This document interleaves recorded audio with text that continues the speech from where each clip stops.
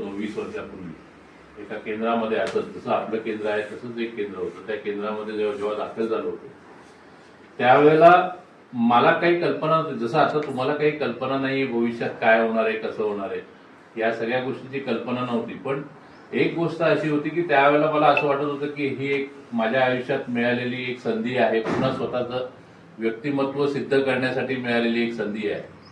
तर त्या संधीचा आपल्याला कशा प्रकारे पुढे गेल्यानंतर आपल्याला आणि इतरांना कशा प्रकारे फायदा होईल त्या दृष्टीने मी प्रत्येक दिवस एक दिवस, जसं म्हटलं जातं की म्हणजे फक्त आजचा दिवस असं विचार करत आपल्याला पुढे जायचं असतं. तसा विचार करत करतच प्रत्येक दिवस काढत गेलो आणि या सगळ्या कंडिशन्स मधनं जात असताना काही गोष्टी महत्वाच्या, या जो काही ड्युरेशन झालेला आहे त्या ड्युरेशन मधनं काही महत्वाच्या गोष्टी ज्या माझ्या असं स्पेशल विचार नाही केला, पण एक गोष्ट महत्वाची सांगेन की कुठलीही केस ही गॉन केस नसते.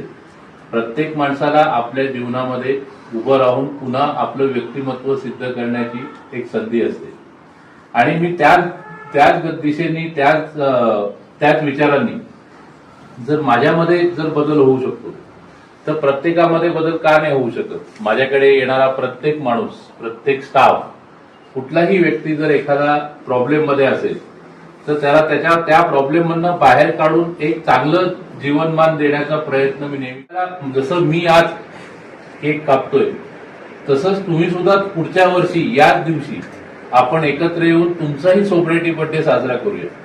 तर तुम्हाला हे एक स्वप्न मी देतोय, जे स्वप्न तुम्हाला प्रत्येकाला ते पूर्ण करायचंय. ठीक आहे, धन्यवाद.